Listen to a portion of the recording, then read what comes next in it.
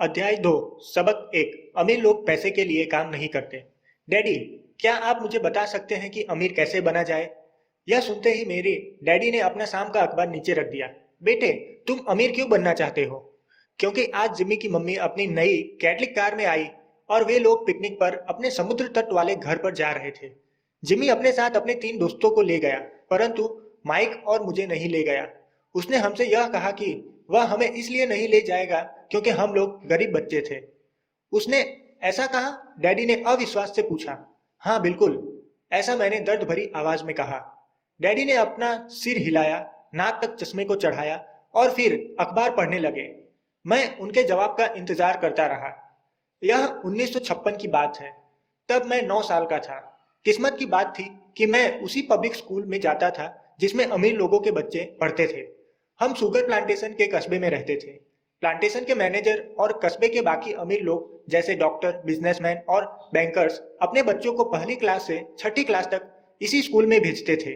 छठी class के बाद बच्चों को प्राइवेट स्कूलों में भेजा जाता था। अगर मेरा परिवार सड़क के दूसरे छोर पर रह रहा होता तो मुझे अलग तरह के स्कूल में भेजा जाता, जहां मेरे जैसे परिवार के बच्चे पढ़ते थे। छठी क्लास के बाद इन बच्चों की तरह मैंने भी पब्लिक इंटरमीडिएट और हाई स्कूल किया होता, क्योंकि उन्हीं की तरह मेरे लिए भी प्राइवेट स्कूल में जाना संभव नहीं था। मेरे डैडी ने आखिर अखबार को रख दिया। मुझे पता था कि वे क्या सोच रहे थे। उन्होंने धीमे से शुरुआत की। अगर तुम अमीर बनना चाहते हो तो तुम्हें पैसे बनाना सीखना चाहिए। मैंने पूछा, मैं पैसे बनाना किस तरह सीख सकता हूँ? अपने दिमाग के इस्तेमाल से, उन्होंने मुस्कुराते हुए कहा, जिसका असली मतलब यह था, बस मैं तुम्हें इतना ही बता सकता हूँ, या मैं इसका जवाब नहीं जानता, इसलिए मुझे तंग मत करो। एक साझेदारी हुई।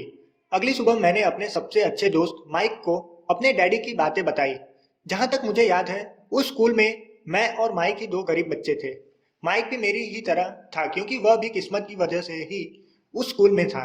ऐसा लगता था जैसे किसी ने कस्बे के स्कूलों की सरहदें तय कर दी थी और इसी कारण हम लोग अमीर बच्चों के स्कूलों में पढ़ रहे थे। सच कहा जाए तो हम लोग गरीब नहीं थे, परंतु हमें ऐसा लगता था क्योंकि बाकी सभी बच्चों के पास नए बेसबॉल ग्लव्स, नई साइकिलें और हर चीज नई होती थी। मम्मी और डैडी ने हमें जरूरत की सभी चीजें दी थी, जैसे खाना, घर, कपड़े, लेकिन इससे ज्यादा कुछ नहीं। मेरे डैडी कहा करते थे, अगर तुम्हें कोई चीज चाहिए तो उसके लिए काम करो। हमें बहुत सी चीजें चाहिए थी, लेकिन 9 साल के बच्चों को करने के लिए ज्यादा काम मौजूद नहीं थे। माइक ने पूछा, तो पैसा कमाने के लिए हमें क्या करना चाहिए? मैं नहीं जानता, मैंने कहा, लेकिन क्या तुम इस काम में मेरे पार्टनर बनना चाहते हो? वह राजी हो गया और उस शनिवार की सुबह माइक मेरा पहला बिजनेस पार्टनर बन गया। हम दोनों परी सुबह यही सोचते रहे कि पैसा किस तरह कमाया जाए। कभी कभार हम उन बेफिक्र बच्चों के बारे में बातें करते रहे जो जिमी के समुद्र तट वाले घर पर मजे कर रहे होंगे। इससे थोड़ी चोट पहुंचती थी, परंतु यह चोट अच्छी थी, क्योंकि इसने हमें यह सोचने के लिए प्रेरित किया कि पैसे कैसे कमाया जाए। आखिरकार उस दोपहर को हमारे दिमाग में बिजली गौंद गई। यह एक ऐसा विचार था जो माइक ने किसी विज्ञान की किताब में पढ़ा था। रोमांचित होकर हमने अपने हाथ मिलाए और पार्टनरशिप के पास अब एक बिजनेस था। अगले कुछ हफ्तों तक मैं और माइक आसपास के इलाकों में दौड़ भाग करते रहे। हम दरवाजों पर दस्तक देते थे और पड़ोसियों से कहते थे कि वे अपने इस्तेमाल किए गए टूथपेस्ट ट्यूब्स हमारे लिए रख ले। हैरत से हमें देखते हुए ज्यादातर लोगों ने मुस्कुराकर हमारी बात मान ली। कुछ ने हमसे पूछा कि हमें टूथपेस्ट ट्यूब्स क्यों चाहिए। इसके जवाब में हमने कहा, हम आपको यह नहीं बता सकते, यह एक बिजनेस सीक्रेट है। सप्ताह गुजरते गए और मेरी माँ बहुत दुखी हो गई। अपने कच्चे माल को इकट्ठा करने के लिए हमने जो जगह चुनी थी वह उनकी वॉशिंग मशीन के ठीक पास थी, एक भूरे कार्डबोर्ड के डिब्बे में, जिसमें कभी केचप की बोतलें रखी रहती थी। हमारे इस्तेमाल किए हुए टूथपेस्ट के ट्यूब्स की संख्या बढ़ने लगी। आखिर एक दिन माँ के सब्र का बांध टूट गया। पड़ोसियों के मुड़े तुड़े और इस्तेमाल किए गए टूथपेस्ट ट्यूब्स को देखते देखते वे ऊब गई थी। उन्होंने पूछा, तुम लोग कर क्या रहे हो? और मैं यह नहीं सुनाना चाहता कि यह एक बिजनेस सीक्रेट है। इस कचरे को साफ कर दो या मैं इसे उठाकर बाहर फेंक देती हूँ। माइक और मैंने उनके हाथ पैर जोड़े और उन्हें यह बताया कि जल्द ही हमारा कच्चा माल पर्याप्त जमा हो जाएगा और फिर हम उत्पादन शुरू कर देंगे। हमने उन्हें बताया कि हम कुछ पड़ोसियों का इंतजार कर रहे थे ताकि वे अपने ट्यूबपेस्ट ट्यूब्स खत्म कर लें। माँ ने हमें एक हफ्ते की मोहलत और दे दी। उत्पादन शुरू होने की तारीख करीब आ गई थी। दबाव बढ़ चुका था। हमारे वेयरहाउस के मालिक यानी मेरी माँ ने हमारी पहली पार्टनरशिप कंपनी को जगह खाली करने का नोटिस थमा दिया था। अब माइक का काम यह था कि वह पड़ोसियों को अपने टूथपेस्ट जल्द खत्म करने के लिए कहे और साथ में यह भी जोड़ दे, दांत के डॉक्टरों का कहना है कि दिन में कई बार ब्रश करना चाहिए। मैं उत्पादन की प्रक्रिया को ठीक ठीक करने में जुट गया। एक दिन मेरे डैडी अपने एक दोस्त के साथ कार में बैठकर पोर्च में आए और उनके आश्चर्य का ठिकाना नहीं रहा जब उन्होंने वहां 9 साल के दो बच्चों को उत्पादन की प्रक्रिया में पूरी गति से जुटे देखा। हर जगह बारीक सफेद पाउडर बिखरा हुआ था। एक लंबी मेज पर स्कूल से लाए गए दूध के छोटे कार्टन थे और हमारे परिवार की हिबाची ग्रिल लाल दहकते कोयले के साथ अधिकतम गर्मी पर जल रही थी। डैडी सावधानी से चलकर हमारे करीब आए। क्योंकि हमारे उत्पादन की प्रक्रिया ने पूर्व पर करना कर लिया था, इसलिए उन्हें कार बाहर ही खड़ी करनी पड़ी।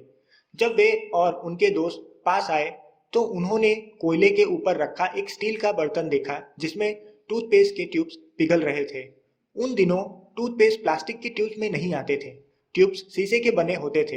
एक बार पेंट जल जाने पर हम ट्यूब्स को स्टील के बर्तन में डाल देते थे ताकि वह पिघलकर द्रव्य रूप में आ सके। इसलिए पिघलते हुए शीशे को हम छोटे छेद वाले दूध के कार्टन में डाल रहे थे। दूध के इन कार्टन में प्लास्टर ऑफ पेरिस भरा था। हर तरफ फैला सफेद प्लास्टर पाउडर ही था जिसमें हमने पानी मिलाया था। जल्दबाजी में मैंने उनके बैग को गिरा दिया था और पूरी जमीन ऐसी लग रही थी जैसे वहां अभी अभी बर्फ का तूफान आया हो। दूध के कार्टन बाहरी बवस थे जिसके भीतर प्लास्टर ऑफ पेरिस के सोचे थे। मेरे डैडी और उनके दोस्त हमें देखते रहे और हम पिघलते हुए शीशे को प्लास्टर ऑफ पेरिस के क्यूब के ऊपर से छोटे से छेद में डालते रहे। संभल कर, मेरे डैडी ने कहा। मैंने बिना सिर उठाए हामी भर दी। आखिरकार जब शीशे को डालने का काम खत्म हो गया तो मैंने स्टील के बर्तन को नीचे रख दिया और फिर अपने डैडी की तरफ देखकर मुस्कुराया। उन्होंने हल्की मुस्कान के साथ पूछा, तुम लोग क्या कर रहे हो?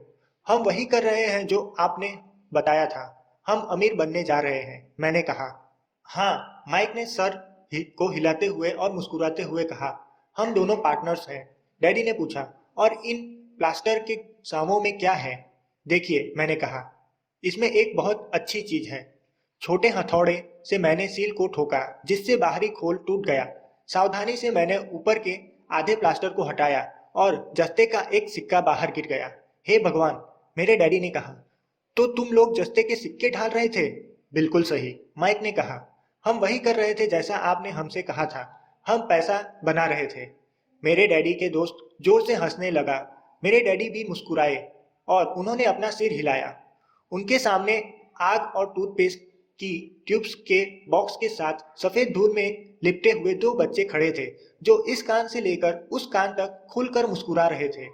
उन्होंने हमसे कहा कि हम सब कुछ छोड़कर उनके साथ चलें और घर के सामने वाले सीढ़ी पर बैठे। मुस्कुराते हुए उन्होंने हमें जालसाजी शब्द का मतलब समझाया। हमारे सपने धराशायी हो गए थे। तो आपका मतलब यह है कि यह गैर कानूनी है? माइक ने कांपती आवाज में पूछा। छोड़ो भी, डैडी के दोस्त ने कहा। हो सकता है कि बच्चे अपनी जन्मजात प्रतिभा को विकसित कर रहे हो। मेरे डैडी उन्हें घूरते रहे। हाँ, यह गैर कानूनी है, डैडी ने नरमी से कहा। परंतु तुम लोगों ने यह साबित कर दिया है कि तुम में बहुत ज्यादा रचनात्मक और मौलिक विचार हैं। इसी तरह आगे बढ़ते रहो, मुझे तुम पर गर्व है। निराश होकर माइक और मैं तकरीबन 20 मिनट तक चुपचाप अपने सिर पकड़कर बैठे रहे। इसके बाद हमने सारा अटाला साफ करना शुरू किया। पहले ही दिन हमारा बिजनेस चौपट हो गया था। पाउडर साफ करते हुए मैंने माइक की ओर देखा और कहा, मुझे लगता है जिमी और उसके दोस्त ठीक कहते हैं। हम सचमुच गरीब हैं। जब मैंने यह कहा तब डैडी बस जाने ही वाले थे। बच्चों, उन्होंने कहा, तुम गरीब तभी कहलाओगे जब तुम लोग हार मान लोगे। सबसे महत्वपूर्ण चीज यह है कि तुमने कुछ किया। ज्यादातर लोग केवल अमीर बनने के बारे में बातें करते रहते हैं और उसके सपने देखते रहते हैं। तुमने कुछ किया है। मुझे तुम दोनों पर गर्व है। मैं एक बार फिर से यही कहूंगा। आगे बढ़े चलो, हार मत मानो। माइक और मैं खामोश खड़े रहे। ये शब्द सुनने में अच्छे थे परंतु हमें यह पता नहीं था कि हमें क्या करना चाहिए। तो ऐसा क्या है? डैडी कि हम अमीर नहीं हैं, मैंने पूछा, क्योंकि मैंने एक स्कूल टीचर बनने का फैसला किया था। स्कूल के टीचर अमीर बनने के बारे में नहीं सोचते, हम सिर्फ पढ़ाना पसंद करते हैं। काश कि मैं तुम लोगों की मदद कर सकता, परंतु हकीकत में मैं यह नहीं जानता कि दौलत कैसे कमाई जाती है। माइक और मैं पलटे और अपने सफाई अभियान में जुट गए। डैडी ने कहा, अगर तुम लोग यह सीखना ही चाहते हो कि अमीर कैसे बना जाता है तो मुझसे मत पूछो। माइक, तुम अपने डैडी से यह सवाल पूछो। मेरे डैडी? माइक ने हैरानी से कहा। हाँ, तुम्हारे डैडी। मेरे डैडी ने मुस्कुराकर दोहराया, तुम्हारे डैडी और मेरा बैंकर एक ही है और वह तुम्हारे डैडी की बहुत तारीफ करता है। उसने मुझे कई बार यह बताया कि पैसे बनाने में तुम्हारे डैडी का कोई जवाब नहीं है। मेरे डैडी? माइक ने एक बार फिर हैरानी से पूछा। फिर ऐसा क्यों है कि स्कूल के अमीर बच्चों की तरह हमारे पास शानदार कार और आलीशान बंगला नहीं है?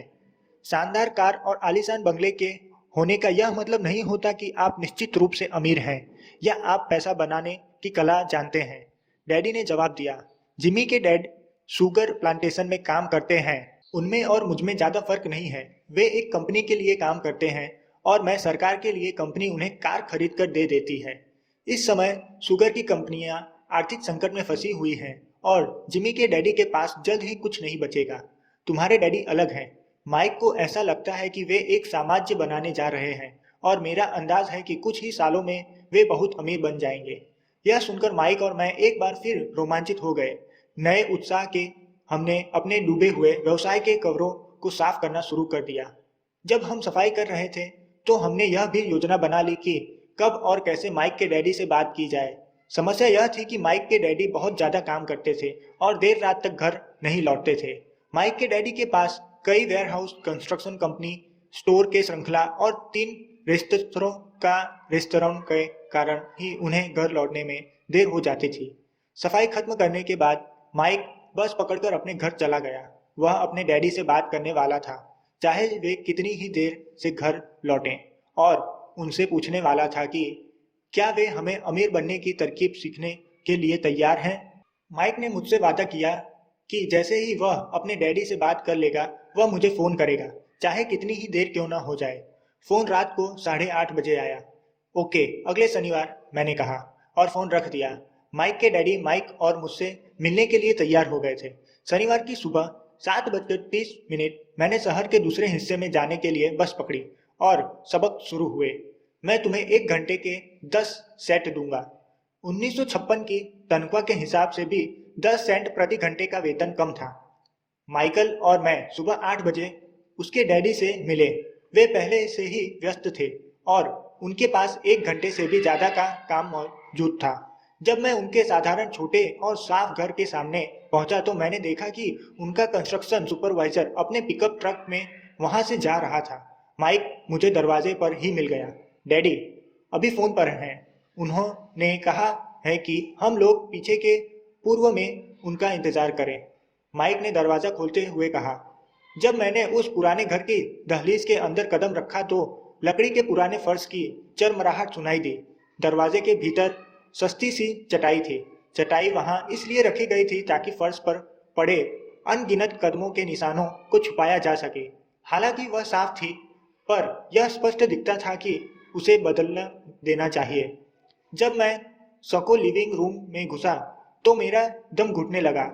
वहां पुराने फर्नीचर की बू आ रही थी और निश्चित रूप से उस फर्नीचर को संग्रहालय में होना चाहिए था।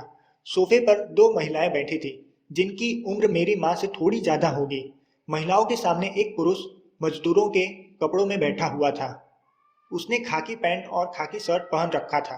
हालांकि कपड़े साफ और प्रेस किए थे, परंतु उनमें स्टार्च नहीं किया गया था।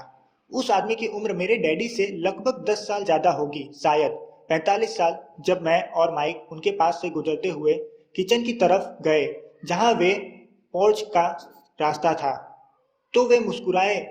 मैं भी जवाब में शर्मा कर मुस्कुरा दिया। ये लोग कौन हैं? मैंने पूछा। अरे ये लोग डैडी के लिए काम करते हैं। बट्टा व्यक्ति उनके वेयरहाउस को संभालता है और महिलाएं रेस्टोरेंट की मैनेजर हैं।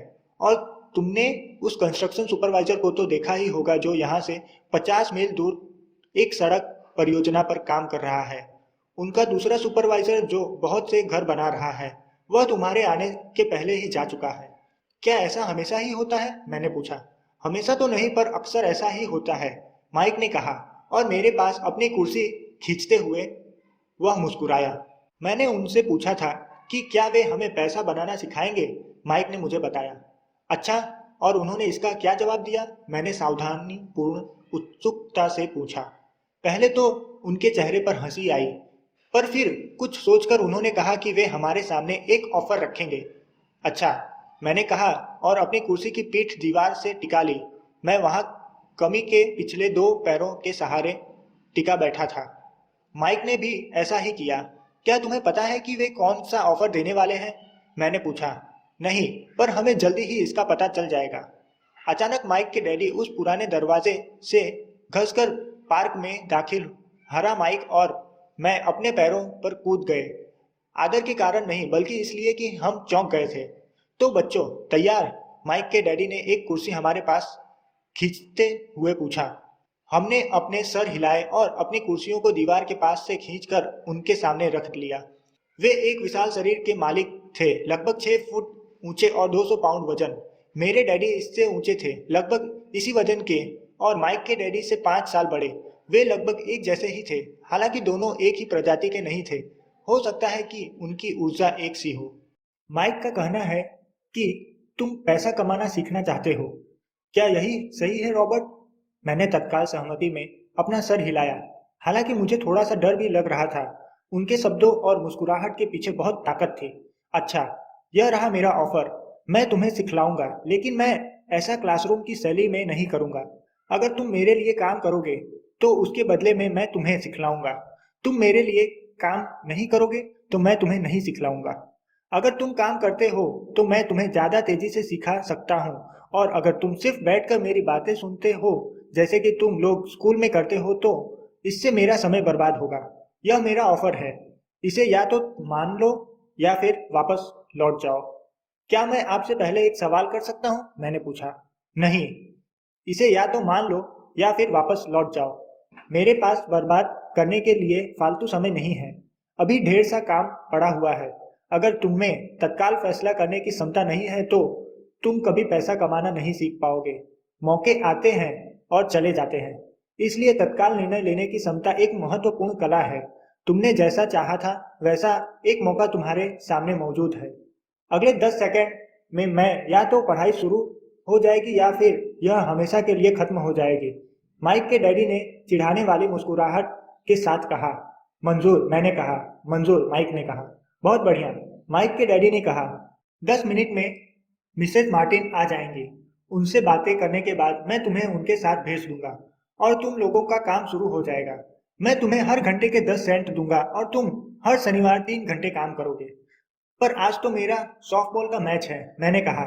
माइक के डैडी ने अपनी आवाज को धीमा परंतु कड़क करके कहा। या तो मान लो या फिर वापस लौट जाओ। मान लिया, मैंने जवाब दिया। सॉफ्टबॉल खेलने के बजाय काम करने और सीखने का विकल्प चुनने में ही समझदारी थी। 30 सेंट बाद शनिवार की खुशनुमा सुबह 9 बजे माइक और मैं मिसेज मार्टिन के साथ काम कर रहे थे। वे एक दयालु और धैर्यवान महिला थी। वे हमेशा कहा करती थी कि माइक और मुझे देखकर उन्हें अपने दोनों बच्चों की याद आ जाती है, जो अब बड़े हो गए थे तथा दूर चले गए थे। हालांकि वे दयालु थी, परंतु वे कड़ी मेहनत में विश्वास करती थी और इसलिए वे हमें हमेशा काम में जुटाए रखती थी। वे बहुत कड़क मैनेजर थी। हम 3 घंटे तक डिब्बा बंद सामने को शेल्फ पर से उतरते थे, उनकी धूल साफ करते थे और फिर उन्हें करीने से जमाते थे। यह बड़ी मेहनत का काम था और बोरियत भरा भी। माइक के डैडी को मैं अपना अमीर डैडी मानता हूँ। उनके पास इस तरह के 9 सुपर सेट्स थे जहाँ पार्किंग के लिए बहुत सी जगह थी। वे 7-Eleven कन्वीनियंस स्टोर के शुरुआती संस्करण थे, पड़ोस के जनरल स्टोर जहाँ लोग दूध, ब्रेड, बटर और सिगरेट जैसी चीजें खरीदते थे। समस्या यह थी कि हवाई में एयर कंडीशनिंग नहीं थी और गर्मी के कारण स्टोर्स अपना दरवाजा बंद नहीं कर सकते थे। स्टोर के दोनों ओर दरवाजों को पूरा खुला रखा जाता था ताकि सड़क और पार्किंग की जगह सामने दिखती रहे। जब भी कोई कार पार्किंग में आती थी तो उसके साथ धूल का गुब्बारा भी आता था जो स्टोर में घुसकर डिब्बों पर जम जाता था। इसलिए हम लोगों की नौकरी तभी तक चलती जब तक कि एयर कंडीशनिंग नहीं हो जाती। 3 हफ्तों तक माइक और मैं मिसेस मार्टिन के पास जाकर 3 घंटे तक काम करते रहे। दोपहर तक हमारा काम खत्म हो जाता था और वे हममें से एक के हाथ में 3 छोटे सिक्के डाल देती थी। उस समय 50 के दशक में 9 साल की उम्र में भी 30 सेंट कमाने में कोई खास खुशी नहीं होती थी। तब कॉमिक्स की कीमत 10 सेंट हुआ करती थी, इसलिए मैं अपनी कमाई को कॉमिक्स पर खर्च कर देता था और घर लौट जाता था। चौथे हफ्ते के बुधवार तक मैंने काम छोड़ने का मन बना लिया था। मैं सिर्फ इसलिए काम करने के लिए तैयार हुआ था क्योंकि मैं माइक के डैडी से पैसे कमाना सीखना चाहता था। इसलिए मैं 10 सेंट प्रति घंटे की गुलामी कर रहा था। और सबसे बड़ी बात तो यह थी कि उस पहले शनिवार के बाद से मैंने माइक के डैडी को देखा तक नहीं था। मैं काम छोड़ रहा हूँ, मैंने लंच के समय माइक से कहा। स्कूल लंच बड़ा निराशाजनक था। स्कूल भी उबाऊ था और अब तो मेरे पास शनिवार भी नहीं था जिसके मैं इंतजार कर सकूं। परंतु 30 सेंट के कारण मुझे धक्का पहुंचा था। इस बार माइक मुस्कुराया। तुम किस बात पर हंस रहे हो? मैंने गुस्से और खूंटा से पूछा। डैडी ने कहा था कि ऐसा ही होगा। उन्होंने कहा था कि जब तुम काम छोड़ने का फैसला कर लो तब वे तुम्हारे मिलना चाहेंगे। क्या? मैंने आवेश में पूछा। क्या वे मेरे उगता जाने का इंतजार कर रहे थे? कुछ कुछ, माइक ने कहा। मेरे डैडी जरा अलग किस्म के हैं। उनका सिखाने का तरीका तुम्हारे डैडी के पढ़ाने के तरीके से बिल्कुल अलग है। तुम्हारे मम्मी डैडी बहुत बातें करते हैं, दूसरी तरफ मेरे डैडी बहुत कम बोलते हैं। तुम सिर्फ इस शनिवार तक इंतजार कर लो, मैं उन्हें बता दूंगा कि तुमने काम छोड़ने का फैसला कर लिया है। इसका मतलब यह है कि मेरे साथ नाटक खेला गया? नहीं, ऐसा नहीं हुआ है, पर शायद हो सकता है। डैडी शनिवार को इसके बारे में समझाएंगे। शनिवार को लाइन में लगकर इंतजार करते हुए मैं उनका सामना करने के लिए तैयार था। यहाँ तक कि मेरे असली डैडी भी उनसे नाराज थे। मेरे असली डैडी, जिन्होंने मैं गरीब डैडी कहता हूँ, यह मानते थे कि मेरे अमीर डैडी बाल श्रम कानूनों का उल्लंघन कर रहे थे और इस पूरे मामले की जांच होनी चाहिए। मेरे पढ़े लिखे गरीब डैडी ने मुझे यह कहा कि मैं सही तनख्वाह मांगे, कम से कम 25 सेंट प्रति घंटा। मेरे गरीब डैडी ने मुझसे कहा कि अगर मेरी तनख्वाह नहीं बढ़ती है तो मुझे तत्काल नौकरी छोड़ देनी चाहिए। और वैसे भी तुम्हें उस घटिया काम की कोई जरूरत नहीं है, मेरे गरीब डैडी ने उलझा कर कहा। शनिवार को सुबह 8 बजे मैं एक बार फिर माइक के घर के उसी पुराने दरवाजे के अंदर घुस रहा था। कुर्सी पर बैठे और लाइन में इंतजार करो, माइक के डैडी ने मेरे घुसते ही कहा। फीके अंदर जाकर अपने छोटे से ऑफिस में बैठ गए जो बेडरूम के पास था। मैंने कमरे में चारों तरफ देखा परंतु मुझे माइक नहीं दिखा। अजीब सा महसूस करते हुए मैं उन्हीं दोनों महिलाओं के बगल में बैठ गया जो मुझे 4 हफ्ते पहले वहीं पर मिली थी। वे मुस्कुराई और सोफे पर थोड़ी सी खिसक गई ताकि मैं भी बैठ सकूं। 45 मिनट गुजर गए थे और मैं उबल रहा था। दोनों महिलाएं उनसे मिलकर तकरीबन 30 मिनट पहले वहां से जा चुकी थी। एक बड़ा सा आदमी वहां 20 मिनट तक बैठा और फिर वह भी निकलकर चला गया। घर खाली था और हवाई में खसनमा सुबह को में सीलन भरे अंधेरे लिविंग रूम में बैठा हुआ था और इस बात का इंतजार कर रहा था कि एक लालची और बच्चों का शोषण करने वाला आदमी मुझसे बातें करे। मैं सुन सकता था कि वे फोन पर बातें कर रहे थे, ऑफिस में इधर उधर के काम कर रहे थे और मुझे नजरअंदाज कर रहे थे। मेरी इच्छा तो हो रही थी कि मैं उस घमंडी आदमी से बिना मिले ही घर लौट जाऊं, पर किसी वजह से मैं रुका गया। आखिर 15 मिनट बाद ठीक 9 बजे अमीर डैडी अपने ऑफिस से बाहर निकले। बिना कुछ कहे उन्होंने हाथ से मुझे इशारा किया कि मैं उनके धड़ बेनुमा ऑफिस में आ जाऊं। अमीर डैडी ने अपनी ऑफिस कुर्सी पर बैठते हुए कहा, या तो तुम्हारी तनख्वाह बढ़ाई जाए या तुम काम छोड़ रहे हो, है ना? हाँ, समझौते के मुताबिक आप अपनी शर्त पूरी नहीं कर रहे हैं, मैंने लगभग आंसुओं से भीगे स्वर में कहा। 9 साल के बच्चे के लिए एक वयस्क का सामना करना बहुत ज्यादा डरावना था। आपने कहा था कि अगर मैं आपके लिए काम करूंगा तो आप मुझे पैसा कमाना सिखाएंगे। अपनी तरफ से मैंने आपके लिए काम किया है, मैंने कड़ी मेहनत की है। इस काम के लिए मैंने अपने बेसबॉल गेम की भी कुर्बानी दी है और अब आप अपने वादे से मुकर रहे हैं। आपने मुझे कुछ भी नहीं सिखाया है। आप धोखेबाज हैं, जैसा शहर के सभी लोग कहते हैं। आप लालची हैं, आप केवल पैसा कमाना चाहते हैं और अपने कर्मचारियों का बिल्कुल ध्यान नहीं रखते। आपने मुझे इतनी देर तक बाहर बिठाए रखा और मेरी जरा सी भी इज्जत नहीं की। मैं एक छोटा सा बच्चा हूँ और आपको मेरे साथ इससे बेहतर बर्ताव करना चाहिए था। अमीर डैडी अपनी कुर्सी पर पीछे झुक गए। अपने हाथों को ठुड्डी तक लाकर उन्होंने मुझे घूरा। ऐसा लग रहा था जैसे वे मेरा विश्लेषण कर रहे थे। बुरा नहीं है, उन्होंने कहा। 1 महीने से भी कम समय में तुम वही भाषा बोल रहे हो जो मेरे ज्यादातर कर्मचारी बोलते हैं। क्या? मैंने पूछा। मैं समझ नहीं पा रहा था कि वे क्या कह रहे थे और इसलिए मैंने अपना दुखड़ा रोना चालू रखा। मुझे लगता था कि आप अपने वादे पर कायम रहेंगे और मुझे कुछ सिखाएंगे। इसके बजाय आप तो मुझ पर अत्याचार करना चाहते हैं। यह तो जुल्म है, सरासर जुल्म।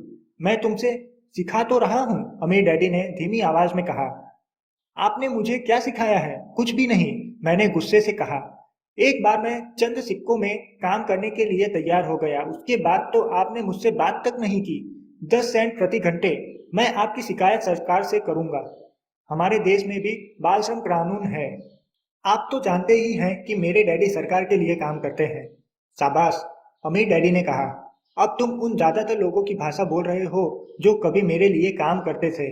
वे लोग जिन्हें या तो मैंने नौकरी से निकाल दिया है या जिन्होंने खुद मेरी नौकरी छोड़ दी है। तो इस बारे में आपको क्या कहना है? मैंने पूछा और मुझे यह लग रहा था कि कम उम्र के बावजूद मैं बहादुरी से बातें कर रहा था। आपने मुझसे झूठ बोला। मैंने आपके लिए काम किया और आपने अपना वादा पूरा नहीं किया। आपने मुझे कुछ भी नहीं सिखाया। कौन कहता है कि मैंने तुम्हें कुछ नहीं सिखाया है? मेरे अमीर डैडी ने शांति से कहा। मैंने 3 हफ्ते तक काम किया और इस बीच आपने सिखाना तो दूर मुझसे कभी बात तक नहीं की, मैंने व्यंग्य भरे अंदाज में कहा। क्या सिखाने का मतलब केवल भाषण या बातचीत ही होता है? अमीर डैडी ने पूछा। और क्या, मैंने जवाब दिया। इस तरह से वे तुम्हें स्कूल में सिखाते हैं, उन्होंने मुस्कुराकर कहा। परंतु जिंदगी तुम्हें इस तरह नहीं सिखाती और मेरा यह मानना है कि जिंदगी सबसे बढ़िया टीचर होती है। ज्यादातर वह जिंदगी आपसे बातें नहीं करती। यह एक तरह से आपको धक्का देती है। हर धक्के के जरिए जिंदगी आपसे कहती है, जाग जाओ, मैं तुम्हें कुछ सिखाना चाहती हूँ। यह आदमी कैसी बेसिर पैर की बात कर रहा है? मैंने अपने आप से पूछा। जिंदगी अगर मुझे धक्का देती है तो इसका मतलब यह है कि जिंदगी मुझे बात करती है। अब मैं जान चुका था कि मुझे यह काम तत्काल छोड़ देना चाहिए।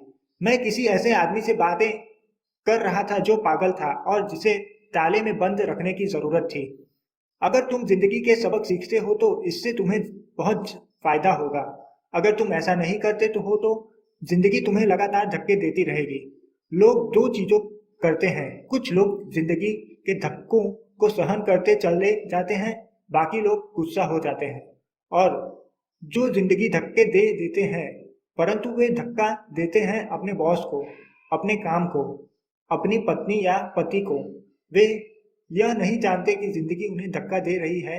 मैं नहीं जानता था कि वे किस बारे में बात कर रहे थे। जिंदगी हम सबको धक्के मारती है। कुछ लोग हार मान लेते हैं, बाकी के लोग लड़ते हैं। कुछ लोग सबक सीख लेते हैं और आगे बढ़ जाते हैं। वे जिंदगी के धक्के का स्वागत करते हैं।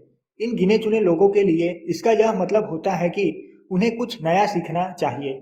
वे सीखते हैं और आगे बढ़ जाते हैं। ज्यादातर लोग छोड़ देते हैं और कुछ लोग तुम्हारी तरह लड़ते भी हैं। अमीर डैडी खड़े हो गए और उन्होंने टूटी फूटी खिड़की को बंद कर दिया। अगर तुम यह सबक सीख लेते हो तो तुम एक समझदार, अमीर और सुखी युवक बन सकते हो।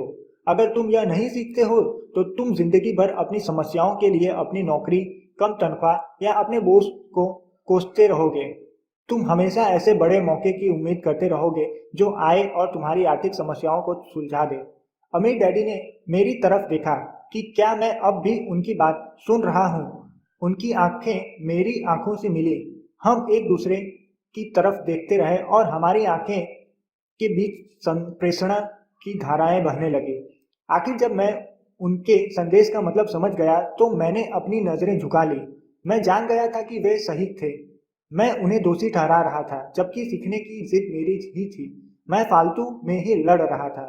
अमीर डैडी ने आगे कहा, अगर आप इस तरह से आदमी हैं जिसने हिम्मत नहीं है तो आप जिंदगी के हर थपेड़े के सामने हार मान ले जाते हैं। अगर आप इस किस्म के आदमी हैं तो आप जिंदगी भर सरसिक खेल खेलते रहेंगे, सही चीजें करते रहेंगे और किसी ऐसे व्यक्ति का इंतजार करते रहेंगे जो आने वाला नहीं है, और फिर आप एक बोरिंग बढ़ई की तरह मर जाएंगे।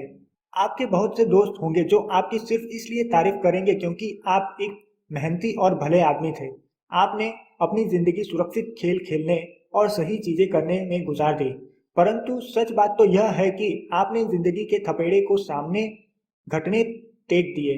आप खतरा मोल लेने की कल्पना तक से डरते थे। हकीकत में तो आप जितना चाहते थे, परंतु आपके लिए हारने का डर जीतने के रोमांच से ज्यादा ताकतवर साबित हुआ। अंदर से आप और केवल आप जान पाएंगे कि आपने कभी जीतने की कोशिश नहीं की। आपने सुरक्षित खेल खेलने का विकल्प चुना। हमारी नजरें एक बार फिर मिली। 10 सेकंड तक हम एक दूसरे की तरफ देखते रहे और एक बार फिर मैंने तभी नजरें हटाई जब मैं उनकी बात का मतलब समझ गया। आप मुझे धक्का दे रहे थे, मैंने पूछा। कुछ लोग ऐसा कह सकते हैं। अमीर डैडी मुस्कुराए। मैं तो यही कहूंगा कि आप में तुम्हें जिंदगी का स्वाद चखा रहा था। कैसा स्वाद, मैंने पूछा। मैं अब भी गुस्सा था, परंतु अब मेरी जिज्ञासा भी जाग गई थी। अब मैं सीखने के लिए भी तैयार था। तुम दोनों ऐसे पहले लोग हो जिन्होंने मुझे पैसे बनाने की कला सीखने का आग्रह किया है। मेरे पास 150 से भी ज्यादा कर्मचारी हैं, पर उनमें से एक ने भी मुझे पैसे कमाने की कला के बारे में कभी नहीं पूछा। वे मुझसे नौकरी मांगते थे, तनख्वाह मांगते हैं, परंतु पैसे बनाने की कला नहीं सीखना चाहते। तो ज्यादातर लोग इसी तरह अपनी जिंदगी के सबसे बेहतरीन साल पैसे के लिए काम करने में मांग कर देंगे और आखिर तक यह कभी समझ नहीं पाएंगे कि दरअसल वे किसके लिए काम कर रहे हैं। मैं पूरा ध्यान लगाकर उनकी बात सुनता रहा। तो जब माइक ने मुझसे कहा कि तुम पैसा कमाने की कला सीखना चाहते हो, तो मैंने एक ऐसा कोर्स तैयार किया जो असली जिंदगी के करीब था। मैं बोलते बोलते थक जाता, परंतु तुम कभी मेरी बात का मतलब नहीं समझ पाते। इसलिए मैंने यह फैसला किया कि तुम जिंदगी के थपेड़े का स्वाद चखा दिया जाए, ताकि तुम मेरी बात सुन भी सको और समझ भी सको। इसी कारण मैंने तुम्हें 1 घंटे के 10 सेंट दिए थे। तो 10 सेंट प्रति घंटे काम करने के बाद मैंने क्या सबक सीखा, मैंने पूछा। यही कि आप घटिया हैं और अपने कर्मचारियों का शोषण करते हैं। अमीर डैडी अपनी कुर्सी पर पीछे की तरफ झुकते हुए जोर से हंसने लगे।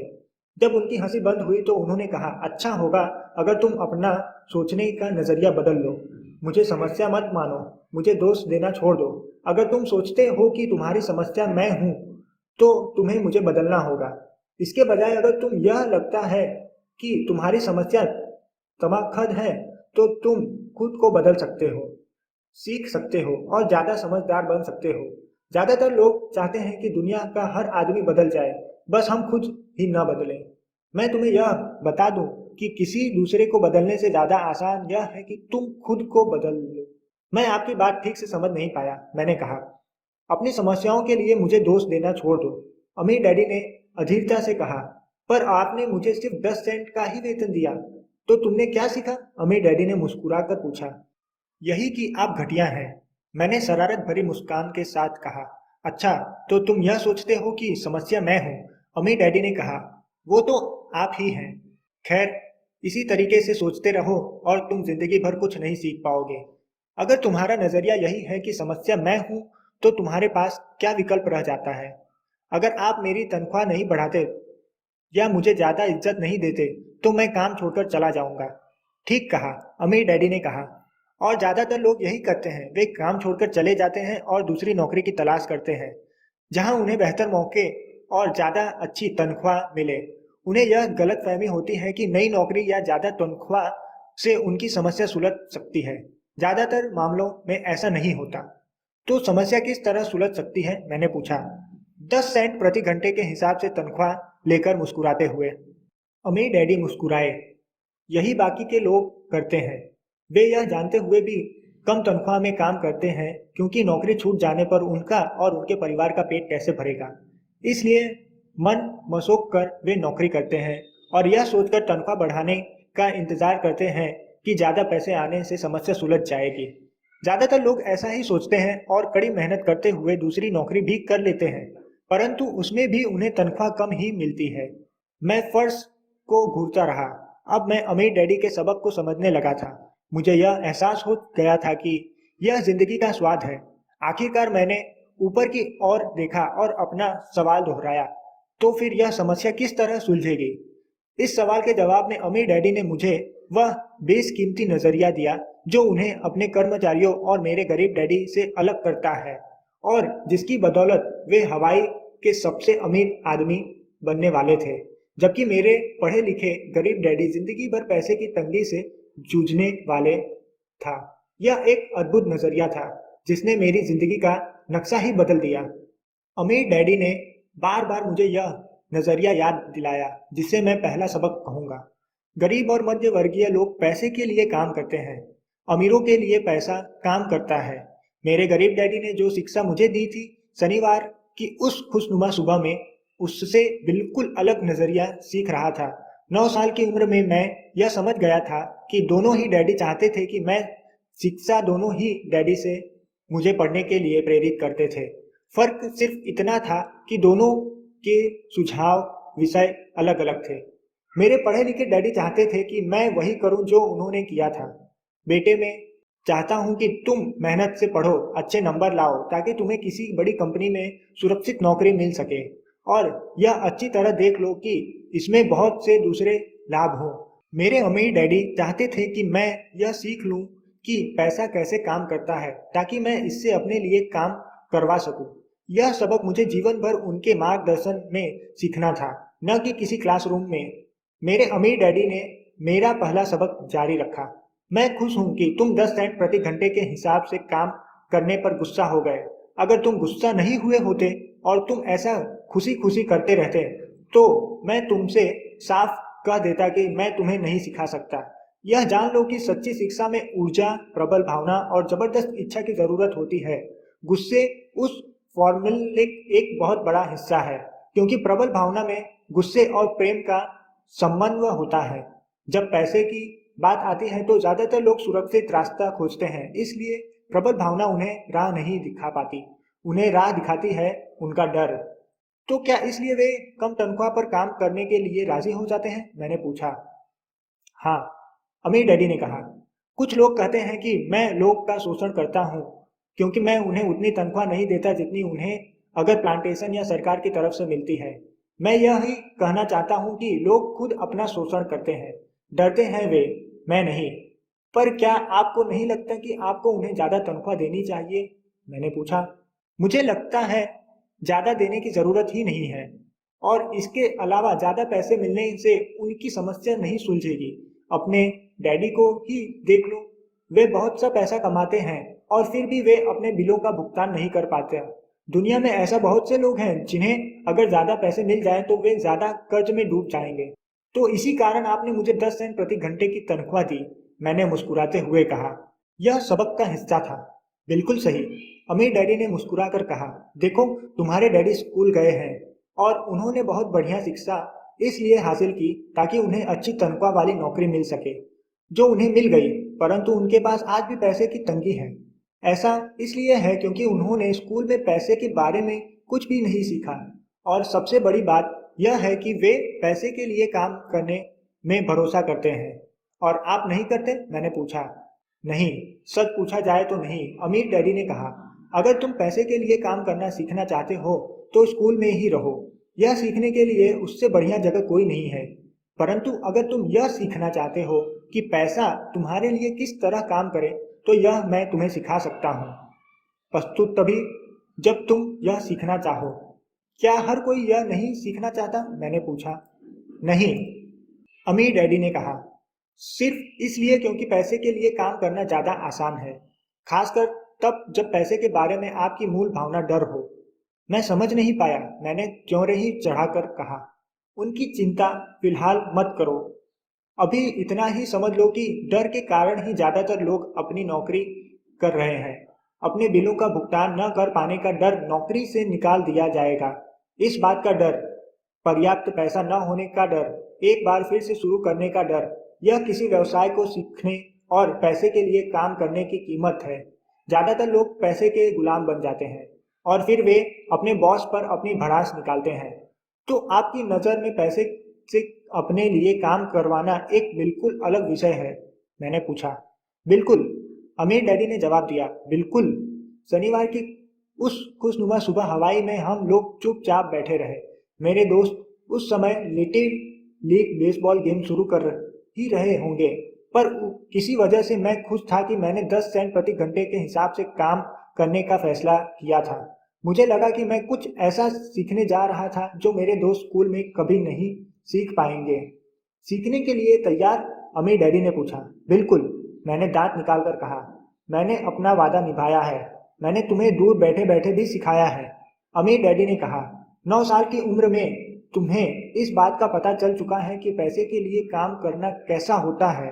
अपने पिछले महीने को 50 सालों से गुणा कर लो और तुम्हें इस बात का अंदाजा हो जाएगा कि ज्यादातर लोग की जिंदगी किस तरह गुजरती है। मैं समझ नहीं पाया, मैंने कहा।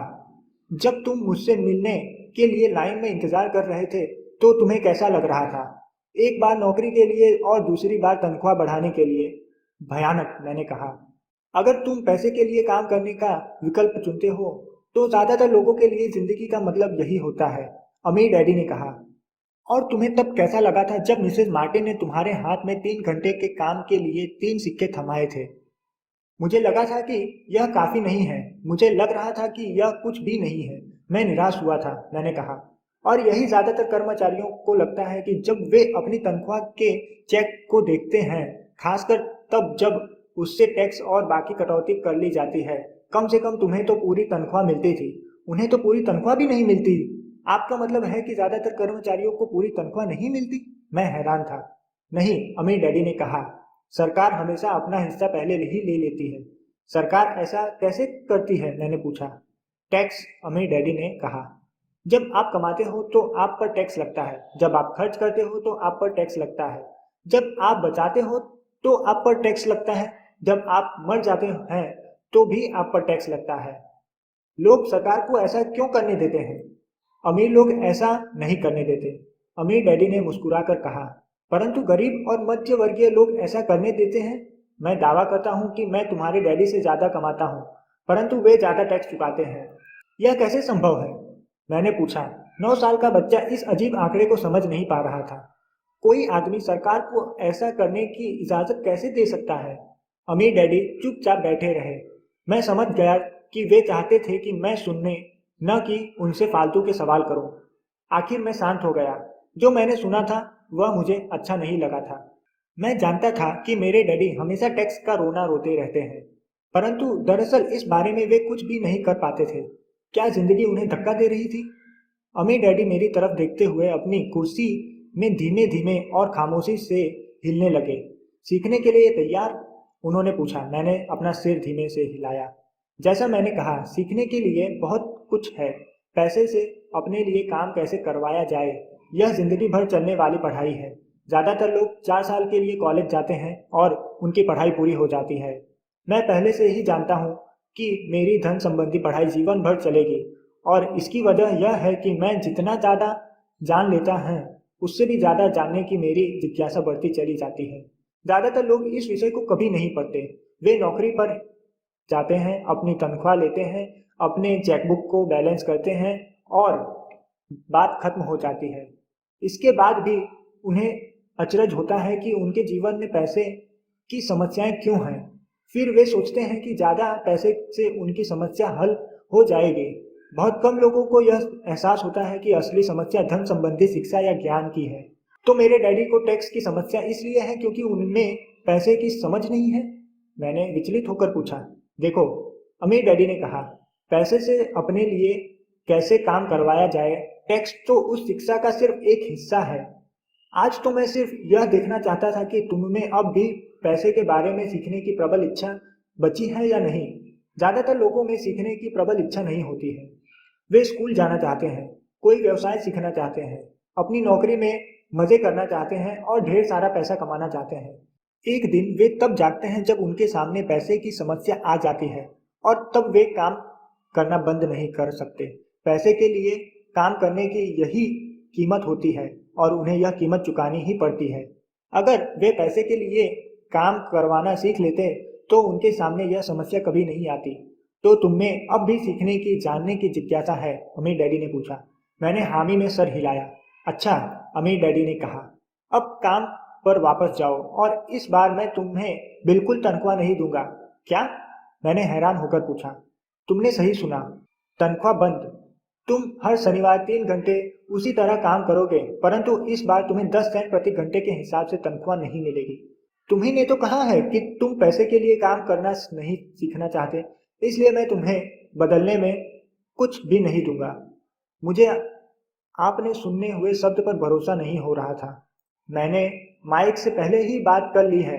वह पहले से ही काम कर रहा है, मुफ्त में डिब्बों की सफाई कर रहा है और उन्हें करीने में जमा कर रहा है। अब तुम भी जल्द से जाकर काम में जुट जाओ। यह ठीक नहीं है, मैं चिल्लाया।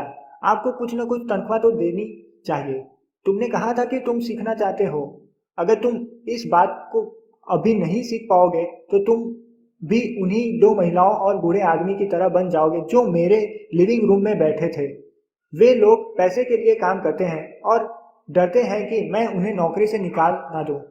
या तुम अपने डैडी की तरह बन जाओगे जो पैसे तो बहुत कमाते हैं परंतु गले तक कर्ज में डूबे रहते हैं। शायद उन्हें यह उम्मीद रहती है कि ज्यादा पैसे से उनकी समस्या सुलझ जाएगी। अगर तुम यही चाहते हो तो मैं एक बार फिर 10 सेंट के अपने पुराने वादे पर लौटने के लिए तैयार हूँ।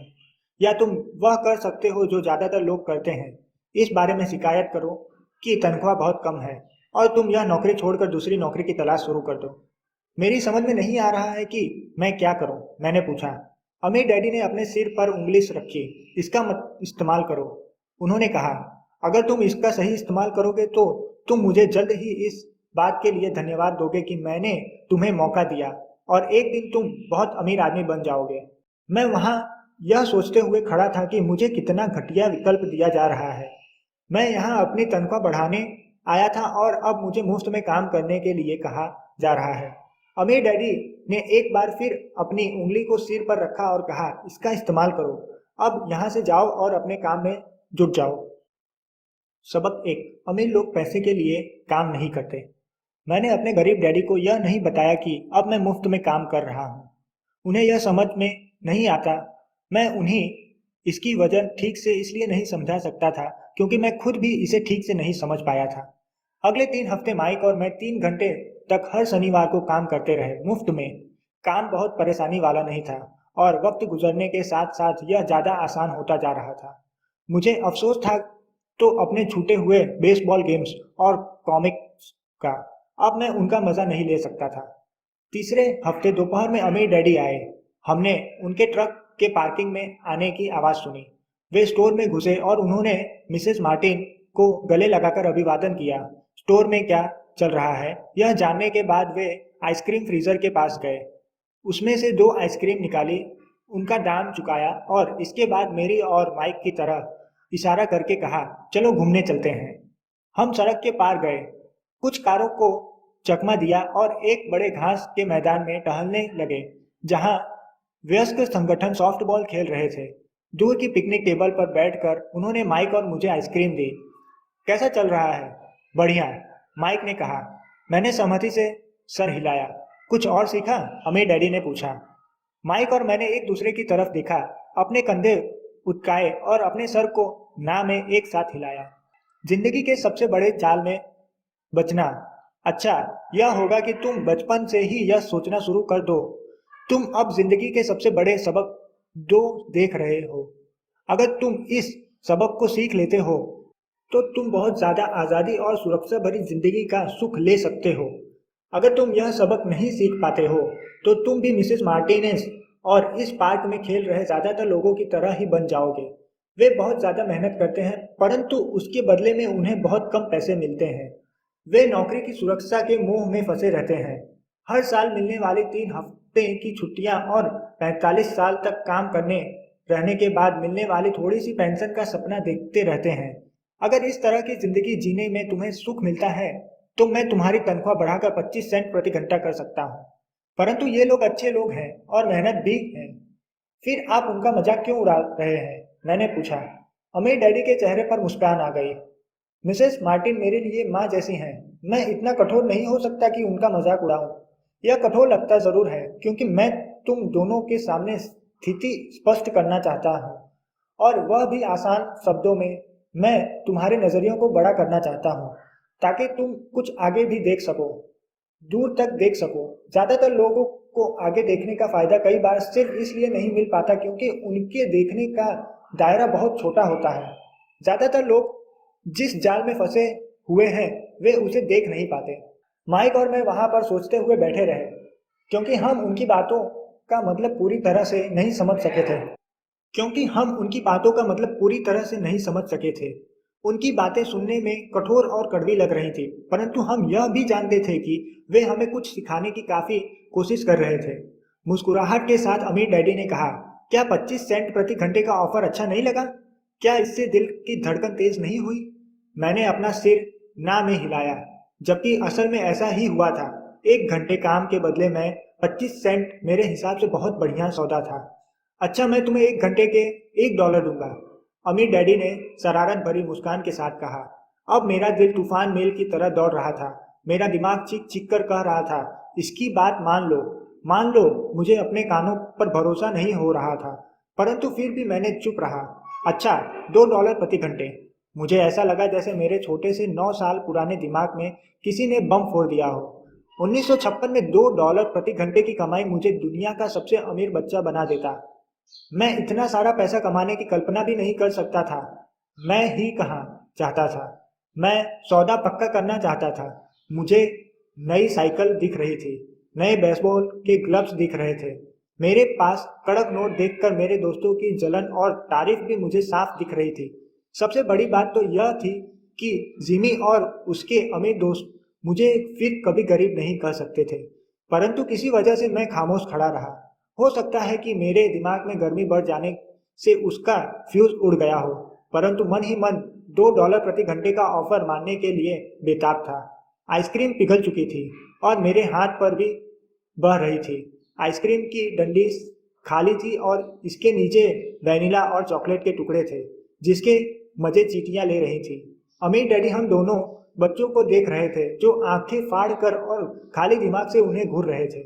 उन्हें मालूम था कि वे हमारी परीक्षा ले रहे हैं और वे यह भी जानते थे कि हमारे दिल का एक कोना सा ऑफर को मानने के लिए बेताब हो रहा होगा।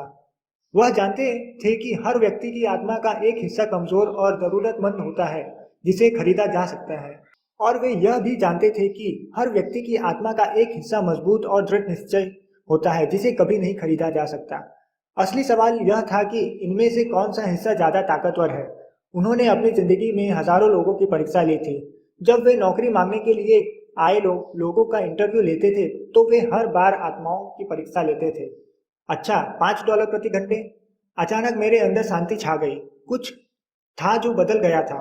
ऑफर बहुत ही बढ़ा था और मूर्खतापूर्ण लग रहा था। 1956 में गिने चुने वयस्कों को $5 प्रति घंटे से ज्यादा मिलता होगा। लालच खत्म हो गया था और इसकी जगह शांति ने ले ली थी। धीमे से मैं अपनी बाईं तरफ खड़े माइक की तरफ मुड़ा। उसने भी मेरी तरफ देखा। मेरी आत्मा का जो हिस्सा कमजोर और जरूरतमंद, वह खामोश हो चुका था। मेरा वह हिस्सा जिसे खरीदा नहीं जा सकता था, वह आगे आ चुका था। मेरे दिमाग और आत्मा में पैसे को लेकर हुई इस युद्ध में शांति और विश्वास जीत चुके थे। मैं जानता था कि माइक भी उसी बिंदु पर पहुंच चुका होगा। अच्छा, अमीर डैडी ने धीमे से कहा, ज्यादातर लोगों की एक कीमत होती है और उनकी कीमत इसलिए होती है क्योंकि वह सभी में दो भावनाओं होती हैं, डर और लालच। पहले तो पैसे के बिना रहने के डर से हमें कड़ी मेहनत करने की प्रेरणा मिलती है। इसके बाद जब हमें तनख्वाह मिलती है तो हमें लालच या इच्छा की भावना जाग जाती है। पैसा होने पर हम उन बढ़िया चीजों के बारे में सोचने पर मजबूर हो जाते हैं जो उस पैसे से खरीदी जा सकती है। इस तरह हमारी जिंदगी का एक पैटर्न बन जाता है। किस तरह का पैटर्न? मैंने पूछा। सुबह जागने, काम पर जाने, खर्च करने, सुबह जागने, काम पर जाने, खर्च करने। लोगों की जिंदगी हमेशा डर और लालच, इन्हीं दो भावनाओं से चलती है। उन्हें अगर ज्यादा पैसे दे भी दें तो वे इसी पैटर्न पर चलकर अपना खर्च बढ़ा लेंगे। इसी पैटर्न को मैं चूहा दौड़ कहता हूँ। क्या कोई दूसरा रास्ता भी है? माइक ने पूछा। हाँ, अमीर डैडी ने धीमे से कहा, परंतु इसे बहुत कम लोग खोज पाते हैं। और वह रास्ता क्या है? माइक ने पूछा। उसी रास्ते तो तुम लोग काम करते हुए और मेरे साथ सीखते हुए खोज लोगे। मैं यही उम्मीद करता हूँ। इसी कारण मैंने तुम्हें पैसे देना बंद कर दिया था। इस बारे में कोई संकेत तो दीजिए, माइक ने कहा। हम लोग मेहनत से काम करते करते थक चुके हैं, खासकर तब जब इसके बदले में हमें कुछ नहीं मिल रहा है। पहला कदम तो यह है कि तुम लोग सच बोलो, अमीर डैडी ने कहा। हम लोग झूठ नहीं बोल रहे हैं, मैंने कहा। मैंने कब कहा कि तुम लोग झूठ बोल रहे हो? मैं तो यह कह रहा हूँ कि सच्ची बात कह देनी चाहिए, अमीर डैडी ने जवाब दिया। किस बारे में? मैंने पूछा। इस बारे में कि तुम लोगों को कैसा लग रहा है, अमीर डैडी ने कहा। तुम्हें यह किसी और से कहने की जरूरत नहीं है, सिर्फ अपने आप से सच बोलो। आपके कहने का मतलब यह है कि इस पार्क में मौजूद लोग, आपके लिए काम करने वाले लोग, मिसेज मार्टिन, यह सब लोग ऐसा नहीं करते? मुझे ऐसा ही लगता है, अमीर डैडी ने कहा। इसके बजाय उन्हें हमेशा पैसे नहीं होने का डर सताता रहता है। उस डर का सामना करने के बजाय, सोचने के बजाय, ये लोग सिर्फ प्रतिक्रिया करते रहते हैं। इस दौरान वे दिल से काम लेते हैं, दिमाग से नहीं, अमीर डैडी ने अपने सिर पर उंगली ठोकते हुए कहा। फिर उनके हाथ में कुछ पैसे आ जाते हैं और उनमें खुशी, इच्छा और लालच की भावनाएं जाग जाती हैं, और एक बार फिर वे दिमाग से सोचने के बजाय दिल से काम करने लगते हैं। तो वे दिल से, यानी अपनी भावनाओं से सोचते हैं, माइक ने कहा। बिल्कुल ठीक, अमीर डैडी ने कहा। वे इस बारे में सच नहीं बताते कि उन्हें कैसा लग रहा है। वे अपनी भावना से काम करते हैं और दिमाग से सोचने का कष्ट नहीं उठाते। वे उन्हें डर लगता है, वे नौकरी करने जाते हैं और आशा करते हैं कि ज़्यादा पैसे आने से उनका डर दूर हो जाएगा, परंतु ऐसा नहीं होता। वही पुराना डर उन्हें फिर से सताने लगता है। वे फिर से नौकरी करने जाते हैं और फिर आशा करते हैं कि पैसा उनके डर को कम कर देगा, परंतु ऐसा नहीं होता। डर के ही कारण वे नौकरी के जाल में फंसे रहते हैं। पैसा कमाते हैं, काम करते हैं, पैसा कमाते हैं और आशा करते हैं कि डर से उनका पीछा छूट जाएगा, परंतु हर रोज जब वे उठते हैं तो उनका पुराना डर भी उनके साथ उठता है। वही पुराना डर करोड़ों लोगों को रात भर जगाता है और उनकी रात बहुत चिंता और परेशानी से गुजरती है। इसलिए वे उठते हैं, काम पर जाते हैं और यह आशा करते हैं कि तनख्वाह के चेक से उनके दिल को कुतरने वाले इस डर को वे मौत के घाट उतार देंगे। सच बात तो यह है कि वे पैसे उनकी जिंदगी को चला रहा है, परंतु वे इस बारे में कभी सच नहीं बोलते हैं। पैसे ने उनकी भावनाओं पर कब्जा कर लिया है और उनकी आत्माओं पर भी। यह कहकर अमीर डैडी खामोश हो गए ताकि उनके शब्द में छुपा संदेश हमारे अंदर चला जाए। माइक और मैंने उनकी बातें सुनी थी, परंतु हम उसका मतलब पूरी तरह नहीं समझ पाए थे। मुझे अक्सर यह हैरानी होती थी कि उन लोगों को ऑफिस जाने की इतनी जल्दी क्यों होती है। उन्हें अपनी नौकरी में खास मजा नहीं आता था और वे कभी खुश भी नहीं दिखते थे। फिर क्या वजह थी जो उन्हें जल्दी ऑफिस फिर जाने के लिए प्रेरित करती थी? जब अमीर डैडी ने देख लिया है कि हम जितना समझ सकते थे हमने उतना समझ लिया है, तो उन्होंने आगे कहा, मैं यह चाहता हूं कि तुम लोग इस जाल से बचो। दरअसल मैं तुम्हें यही सिखाना चाहता हूं। मेरा मकसद तुम्हें सिर्फ अमीर बनाना सिखाना नहीं है, क्योंकि अमीर बनने समस्या नहीं सुलझेगी। उसे अमीर बनने से समस्या नहीं सुलझेगी। मैंने आश्चर्य से पूछा। बिल्कुल नहीं, मुझे दूसरी भावना, इच्छा के बारे में अपनी बात पूरी करने दो। कुछ लोग इसे लालच कहते हैं, परंतु मैं इसे इच्छा कहना ज़्यादा पसंद करता हूँ, क्योंकि बुरा नहीं है कि हम किसी बेहतर, ज़्यादा सुंदर, ज़्यादा सुखद या रोमांचक चीज़ की इच्छा रखें। लोग इच्छा की वजह से भी पैसे के लिए काम करते हैं। उन्हें सुख के लिए भी पैसे की ज़रूरत होती है, क्योंकि वे मानते हैं कि पैसे से सुख खरीदा जा सकता है, परंतु पैसा जो खुशी देता है वह अक्सर पल भर ही होता है। उन्हें ज़्यादा खुशी, ज़्यादा आनंद, ज़्यादा आराम, ज़्यादा सुरक्षा हासिल करने के लिए और ज़्यादा पैसे की ज़रूरत होती है। इसलिए वे काम करते रहते हैं और यह सोचते रहते हैं कि पैसा डर और लालच से परेशान उनकी आत्माओं को शांत कर देगा, परंतु पैसा यह काम नहीं कर सकता। अमीर होने के बाद भी नहीं? माइक ने पूछा। हाँ, अमीर होने के बाद भी नहीं, अमीर डैडी ने कहा। दरअसल बहुत से अमीर लोग इच्छा के कारण नहीं बल्कि डर के कारण अमीर होते हैं। वे सचमुच सोचते हैं कि दौलत हो तो पैसे न होने का डर, गरीब होने का डर खत्म हो जाता है। इसलिए वे ढेर सारी दौलत जमा कर लेते हैं और तब जाकर उन्हें पता चलता है कि उनका डर और बढ़ गया है। उन्हें अब इसके खोने की चिंता सताने लगती है। मैं ऐसे दोस्तों को जानता हूं जो बहुत सा पैसा होने के बाद भी काम में जुटे रहते हैं। मैं ऐसे लोगों को भी जानता हूँ जिनके पास आज करोड़ों की दौलत है, परंतु वे आज उससे भी ज्यादा चिंतित और परेशान हैं जितने में वे अपनी गरीबी के दिनों में थे। उन्हें इस बात का डर है कि वे अपनी सारी दौलत को खो देंगे। अमीर बनने से पहले जो डर उन्हें सता रहे थे वे अमीर बनने के बाद और भी बढ़ गए हैं। दरअसल उनकी आत्मा का कमजोर और जरूरतमंद हिस्सा अब और तेजी से चीख रहा है। वे अपने आलीशान बंगले, शानदार कारों और उस ऐशो आराम की जिंदगी को नहीं खोना चाहते जो पैसे से खरीदी गई है। वे इसी चिंता में धुलते रहते हैं कि अगर वे कंगाल हो गए तो उनके दोस्त क्या कहेंगे। चिंता की वजह से कई लोग तो न्यूरोटिक और कुंठित हो चुके हैं। हालांकि वे अमीर दिखते हैं और उनके पास पहले से ज्यादा पैसा है। तो क्या गरीब आदमी ज्यादा सुखी होता है? मैंने पूछा। नहीं, मेरे हिसाब से तो ऐसा नहीं होता, अमीर डैडी ने जवाब दिया। पैसे से डर रहना भी उतना ही बड़ा पागलपन है जितना कि उसके पीछे भागना। उसी समय कस्बे का एक पागल हमारी मेज के पास से गुजरा और कूड़ेदान के पास रुककर उसमें कुछ ढूंढने लगा, जैसा उसे किसी ने समझाकर भेजा हो। चर्चा के इस मोड़ पर हम तीनों उसकी हरकतों को दिलचस्पी के साथ देख रहे थे, जबकि इससे पहले हमने उसे नजरअंदाज कर दिया होता।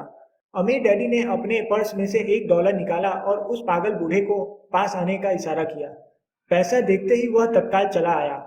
उसने पैसे लिए और अमीर डैडी को ढेर सी दुआएं दी और अपनी अच्छी किस्मत पर खुश होकर वह जल्दी से चला गया। इसमें और मेरे ज्यादातर कर्मचारियों में बहुत अंतर नहीं है, अमीर डैडी ने कहा। मैं ऐसे बहुत से लोगों से मिला हूँ जो कहते हैं, अरे मुझे पैसों में कोई रुचि नहीं है, फिर भी वे हर रोज 8 घंटे की नौकरी पर जाते हैं। यह तो सच्चाई को नकारना है। अगर उन्हें पैसे में रुचि नहीं है तो वे नौकरी पर क्यों जाते हैं? इस तरह का चिंतन पागलपन का चिंतन है, उस कंजूसी भरे चिंतन से भी ज्यादा पागलपन का जिसमें कोई आदमी पैसे पर कुंडली मारकर बैठ जाता है। जब मैं वहां अपने अमीर डैडी की बात सुन रहा था तब मेरे दिमाग में यह ख्याल आ रहा था कि मेरे गरीब डैडी 1000 बार यह कह चुके थे, मुझे पैसे में कोई रुचि नहीं है। वे ऐसा अक्सर कहा करते थे। वे खुद की असली भावनाओं को छुपाने के लिए हमेशा यह भी कहा करते थे, मैं इसलिए काम करता हूँ क्योंकि मुझे अपना काम बहुत पसंद है।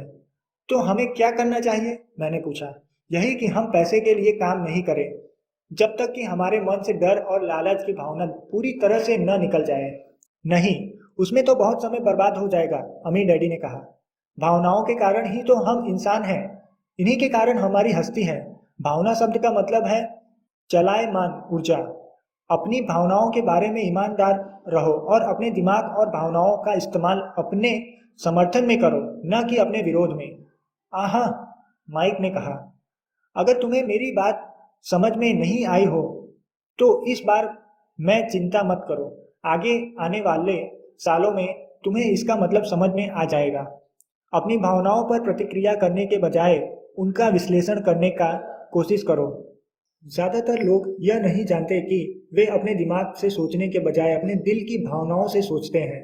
आपकी भावनाएं तो आपकी रहेंगी, परंतु आपको अपने दिमाग से सोचना भी आना चाहिए, क्योंकि दिमाग को सोचने के लिए ही बनाया गया है।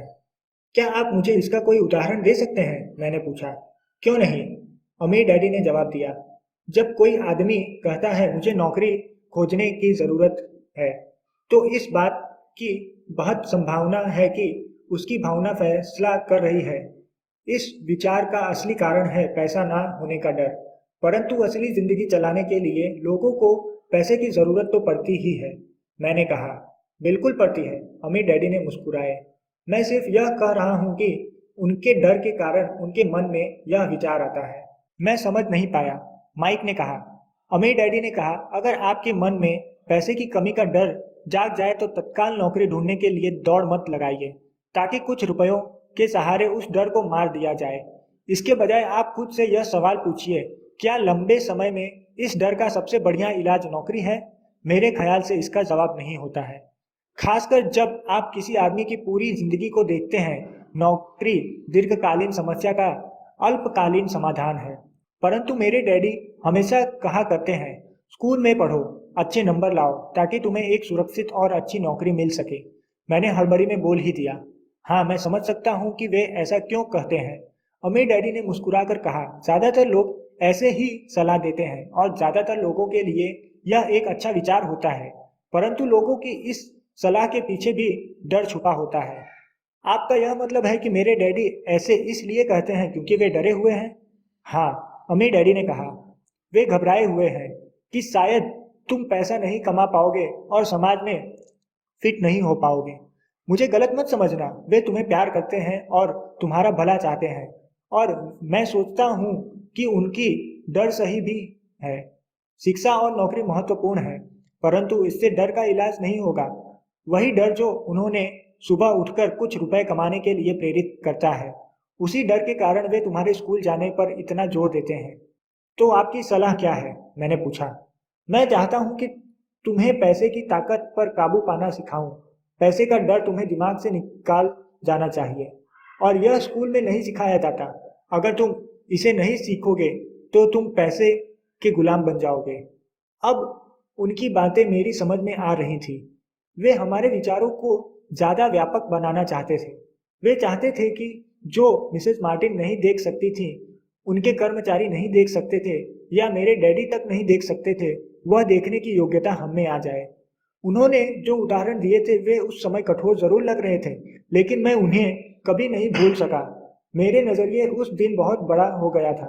अब मैं उस साल को देख सकता था जो ज्यादातर लोगों के सामने बिछा होता था। देखो, आखिरकार हम सभी लोग कर्मचारी हैं। हम केवल अलग अलग स्तरों पर काम करते हैं। अमीर डैडी ने कहा। मैं तुम लोगों से बस यही चाहता हूँ कि तुम लोग इस जाल से बचो। डर और लालच, इन दो फंदों से बनने वाले जाल से। इनका इस्तेमाल अपने समर्थन में करो, अपने विरोध में नहीं। मैं तुम लोगों को यही सिखाना चाहता हूँ। मैं तुम लोगों को यह नहीं सिखाना चाहता कि ढेर सारा पैसा कैसे इकट्ठा कर लिया जाए। उससे डर या लालच को नहीं जीता जा सकता। अगर तुम्हें डर और लालच पर काबू पाना नहीं आता तो तुम चाहे कितने भी अमीर बन जाओ, असलियत में तुम एक बड़ी तनख्वाह पाने वाले गुलाम ही रहोगे। तो हम किस तरह से इस जाल से बच सकते हैं? मैंने पूछा। गरीबी या पैसे की तंगी का खास कारण डर और अज्ञान होता है, न कि अर्थव्यवस्था या सरकार या अमीर लोगों। यह सुख खुद को उड़ा हुआ डराया अज्ञान होता है जो लोगों को इस जाल में फंसाए रखता है। इसलिए तुम बच्चों को स्कूल जाना चाहिए और अपने कॉलेज की पढ़ाई पूरी करनी चाहिए। मैं तुम लोगों को यह जरूर सिखाऊंगा कि इस जाल से कैसे बचा जा सकता है। पहेली के टुकड़े अब सामने आ चुके थे। मेरे पढ़े लिखे डैडी के पास बड़ी डिग्रियां थी और एक बढ़िया करियर भी था, परंतु ने उन्हें यह भी नहीं सिखाया कि धन या अपने डर को किस तरह से काबू में रखा जाता है। अब मैं समझ चुका था कि मैं अपने दोनों डैडियों से अलग अलग परंतु महत्वपूर्ण बातें सीख सकता हूँ। तो आप पैसे न होने के डर के बारे में बात कर रहे थे। पैसे की इच्छा किस तरह हमारी सोच पर असर डालती है? माइक ने पूछा। तुम्हें तब कैसा महसूस हुआ था जब मैंने तुम्हारी तनख्वाह बढ़ाने का लालच दिया था? क्या तुमने यह देखा था कि तुम्हारी इच्छाएं किस तरह बढ़ रही थीं? हमने अपने सिर हिलाकर हामी भरी। पर तुमने अपनी भावनाओं के सामने हार नहीं मानी, और इस कारण तुम लोगों ने जल्दबाजी में काम नहीं लिया। इससे तुम्हें सोचने का वक्त मिला। यह सब महत्वपूर्ण है। हम में हमेशा डर और लालच की भावनाएं रहेंगी। इसी क्षण से तुम लोगों के लिए यह सबसे महत्वपूर्ण है कि तुम इस भावनाओं का इस्तेमाल अपने समर्थन में करो, और लंबे समय तक ऐसा करो। अपनी भावनाओं को अपने दिमाग पर हावी मत होने दो, और इस तरह अपने विचारों को दृष्टित मत होने दो। ज्यादातर लोग डर और लालच का इस्तेमाल खुद के विरोध में करते हैं। यह अज्ञान की शुरुआत होती है। डर और इच्छा की भावनाओं के कारण ही ज्यादातर लोग तनख्वाह में बढ़ोतरी और नौकरी की सुरक्षा के पीछे भागते भागते अपनी पूरी जिंदगी निकाल देते हैं। असल में वे यह सोचते ही नहीं हैं कि भावनाओं के आधार पर बने हुए ये विचार उन्हें किस तरफ ले जा रहे हैं। यह तो वही बात हो गई जिसमें गाड़ी खींचने वाले गधे के सामने उसका मालिक गाजर लटका कर रखता है, जो उसकी नाक के ठीक सामने होती है। गधे का मालिक जहां जाना चाहता है वहां जहां जाता है, परंतु गधा तो लालच के कारण भाग रहा है। कल गधे के लिए दूसरी गाजर आ जाएगी और गधा उसका पीछा करने लगेगा। आपके कहने का मतलब यह है कि जिस समय मैंने नए बेसबॉल ग्लव्स, कैंडी और खिलौने के सपने देखना शुरू किया, उस समय मेरी हालत उस गधे की तरह हो गई थी जो गाजर के पीछे भागता है। माइक ने पूछा ही। और उम्र के साथ साथ तुम्हारे खिलौनों भी ज्यादा महंगे होते जाएंगे। अपने दोस्तों पर रौब झाड़ने के लिए एक नई कार, एक नाव और एक आलीशान घर। अमीर डैडी ने मुस्कुराकर कहा, डर आपको दरवाजे से बाहर धक्का देता है, इच्छा आपको अंदर बुलाती है, आपको चट्टानों की तरफ ललचाती है। यही जाल है। तो इसकी काट क्या है? माइक ने पूछा। डर और इच्छा अज्ञान की वजह से बढ़ते हैं, इसलिए अमीर लोगों के पास जितना ज्यादा पैसा होता है, उनका डर भी उतना ही ज्यादा बड़ा होता है। धन ही गाजर है, भ्रम है। अगर गधा पूरी तस्वीर देख सकता तो शायद वह गाजर का पीछा करने के अपने फैसले पर दोबारा सोचता। अमीर डैडी ने आगे यह समझाया कि आदमी की जिंदगी अज्ञान और ज्ञान के बीच होने वाला संघर्ष है। उन्होंने बताया कि एक बार कोई आदमी खुद के बारे में ज्ञान की खोज करना बंद कर देता है तो उसकी जिंदगी में अज्ञान घुस जाता है। यह संघर्ष हर पल होता है, इसलिए हमें यह फैसला करना है, यह सीखना है कि अपने दिमाग को खुला रखा जाए या इसे बंद कर लिया जाए। देखो, स्कूल बहुत ज्यादा महत्वपूर्ण है। आप स्कूल इसलिए जाते हैं ताकि आप वहाँ कोई कला या व्यवस्था सीख सकें और इस तरह से आप समाज में योगदान दे सकें। हर समाज में शिक्षकों, डॉक्टरों, मैकेनिकों, कलाकारों, रसोइयों, व्यावसायिक लोगों, पुलिस ऑफिसर, दमकल कर्मियों और सिपाहियों की जरूरत होती है। स्कूल उन्हें यह सब सिखाते हैं ताकि हमारा समाज विकसित हो सके और हमारी संस्कृति समृद्ध हो सके। अमीर डैडी ने कहा, दुर्भाग्य से कई लोगों के लिए स्कूल शिक्षा का अंत होता है, शुरुआत नहीं। एक लंबी खामोशी छाई रही। अमीर डैडी मुस्कुरा रहे थे। उस दिन उन्होंने जो कहा था वह मैं पूरी तरह से नहीं समझ पाया था, परंतु ज्यादातर महान शिक्षकों के शब्द सालों तक हमें सिखाते रहते हैं। उनके शब्द इसी तरह से आज भी मेरे साथ हैं। मैं आज थोड़ा निर्मम हुआ, अमीर डैडी ने कहा। एक वजह से निर्मम हुआ। मैं चाहता था कि तुम लोगों को आज की यह चर्चा हमेशा याद रहे। मैं चाहता हूं कि तुम लोग हमेशा मिसेज मार्टिन के बारे में सोचो। मैं चाहता हूं कि तुम लोग हमेशा उस गधे के बारे में सोचो। इन्हें कभी मत भूलना। अगर तुमने अपनी समझदारी से उन्हें काबू में नहीं किया तो डर और लालच की तुम्हारी दोनों भावनाएं तुम्हें जिंदगी के सबसे बड़े जाल में फंसा सकती हैं। अपनी जिंदगी को डरते डरते गुजारना, अपने सपनों को पूरा न करना निर्ममता है। यह भी निर्ममता है कि पैसे के लिए कड़ी मेहनत की जाए और यह सोचा जाए कि पैसे से खरीदी गई जिस सुख दे सकती है, बिल चुकाने के डर से घबराकर आधी रात को जागना जीने का एक भयानक तरीका है। तनख्वाह के हिसाब से जिंदगी जीना भी कोई जीना है। यह सोचना कि कोई नौकरी आपको सुरक्षा का एहसास दे सकती है, खुद से झूठ बोलना है। यह निर्ममता है और यही वह जाल है जिससे मैं तुम्हें बचाना चाहता हूँ। मैंने देखा है कि पैसे किस तरह से लोगों की जिंदगियों को चलाता है। ऐसा आपने साथ मत होने देना। भगवान के लिए पैसे को अपनी जिंदगी मत चलाने देना। हमारे मेज के नीचे सॉफ्ट बॉल आ गई। अमीर डैडी ने उसे उठाया और वापस खिलाड़ियों के पास फेंक दिया।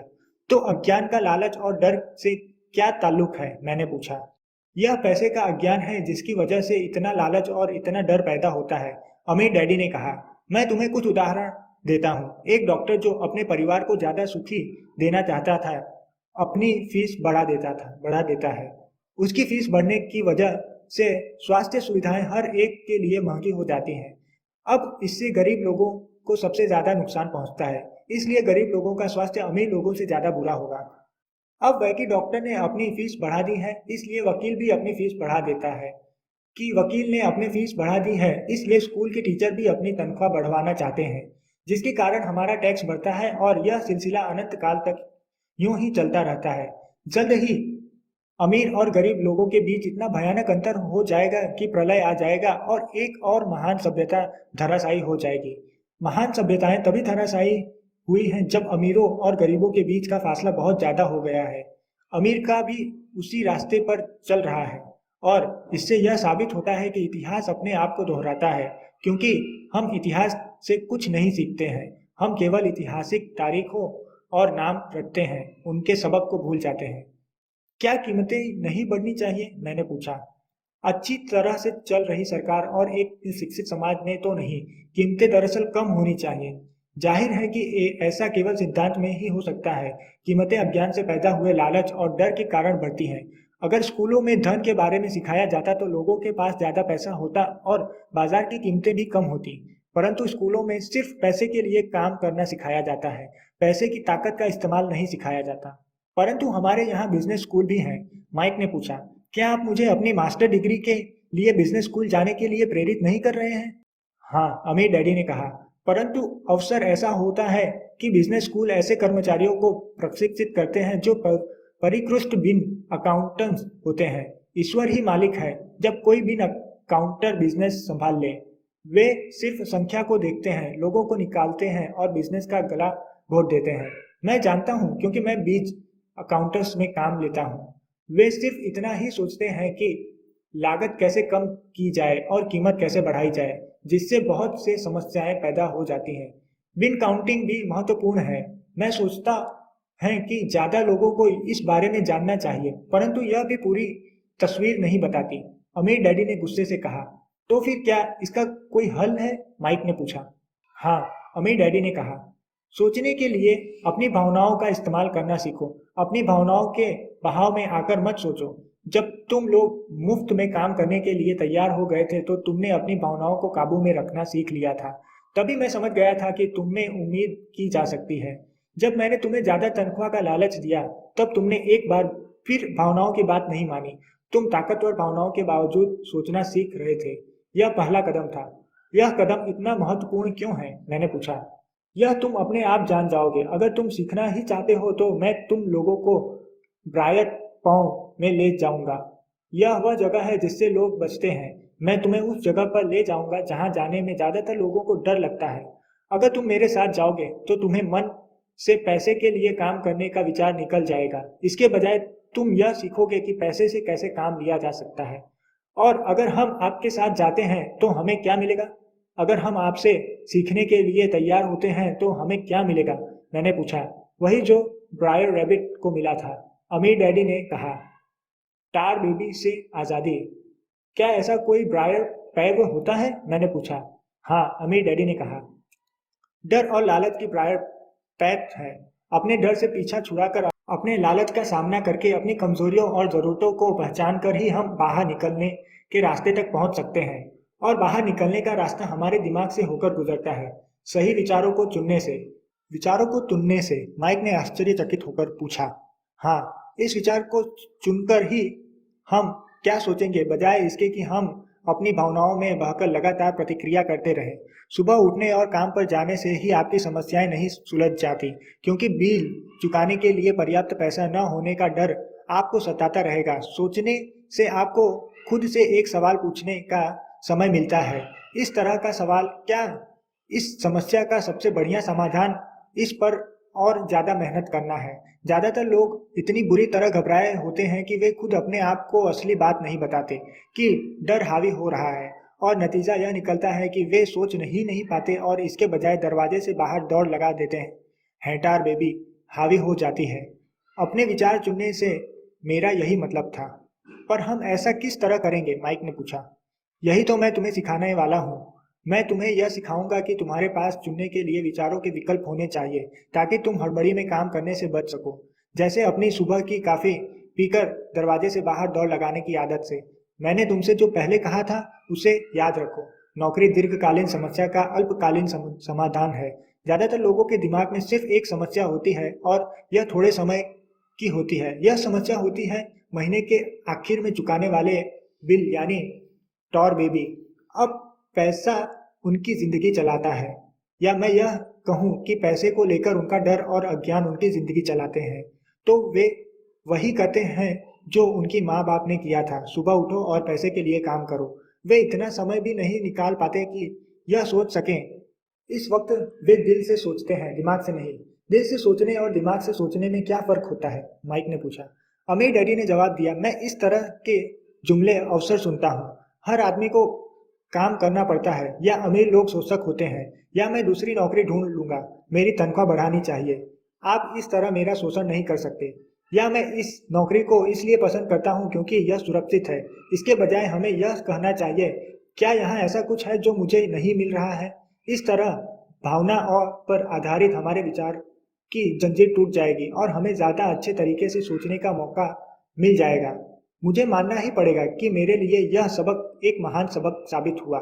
यह जानना कि कब कोई आदमी दिल से बोल रहा है और कब दिमाग से, किसके शब्दों में भावनाएं छुपी हैं और किसके शब्दों में विचार। यह एक सबक था जो जिंदगी भर मेरे काम आया, खास तौर पर तब जब मैं दिल से यानी अपने भावनाओं से बोल रहा था। न कि अपने विचार या दिमाग से। जब हम स्टोर की तरफ वापस मुड़े तो अमीर डैडी ने यह कहा कि अमीर लोग हकीकत में पैसे बनाते हैं, वे इसके लिए काम नहीं करते। उन्होंने यह भी बताया कि 5 सेंट के शीशे के सिक्के ढालते समय जब माइक और मैं यह सोच रहे थे कि हम पैसा बना रहे थे, तो हमारे विचार उसी रास्ते पर चल रहे थे जिस पर अमीर लोग चलते हैं। दिक्कत सिर्फ इतनी थी कि हमारे लिए ऐसा करना गैर कानूनी था। सरकार और बैंकों के लिए ऐसा करना कानूनी था, परंतु हमारे लिए नहीं था। उन्होंने यह भी बताया कि पैसे कानून और गैर कानूनी दोनों ही तरीके से कमाया जा सकता है। अमीर डैडी ने बाद में हमें यह समझाया कि अमीर लोग जानते हैं कि धन एक भ्रम है जो हकीकत में गधे के समान लटकी गाजर की तरह होता है। धन के भ्रम के कारण जो डर और लालच पैदा होता है, उसकी वजह से ही अरबों खरबों लोग यह सोचते रहते हैं कि धन असली बीज है। धन दरअसल एक माया जाल है। जनता का अज्ञान और भरोसे के भ्रम की वजह से ही ताश के पत्तों का यह महल खड़ा रह पाता है। सच कहा जाए तो गधे की गाजर धन से ज्यादा कीमती है, उन्होंने कहा। उन्होंने अमेरिका के गोल्ड स्टैंडर्ड के बारे में भी बात की और यह बताया कि हर डॉलर का नोट असल में चांदी का प्रमाण पत्र है। उन्हें इस अफवाह से चिंता हो रही थी कि किसी दिन हम लोग गोल्ड स्टैंडर्ड को छोड़ देंगे और हमारे डॉलर चांदी के प्रमाण पत्र नहीं रहेंगे। जब ऐसा होगा बच्चों तो कयामत आ जाएगी। गरीब मध्य वर्गीय और नासमझ लोगों की जिंदगी इसलिए बर्बाद हो जाएगी क्योंकि वे वह भरोसा करते रहेंगे कि धन ही असली चीज है और वे जिस कंपनी के लिए काम करते हैं वह कंपनी या सरकार उनका ध्यान रखेगी। उनकी बातें उस दिन हमारी समझ में नहीं आ रही थी, परंतु सालों बाद जाकर मुझे यह समझ में आया कि यह बड़े पते की बात थी। वह देखना जो दूसरे नहीं देख पाते। जब वे अपने पिकअप ट्रक में चढ़े तो उन्होंने कहा, काम करते रहो बच्चों, पर जितनी जल्दी तुम तनख्वाह की जरूरत को भूल जाओगे तुम्हारी आगे की जिंदगी उतनी ही आसान हो जाएगी।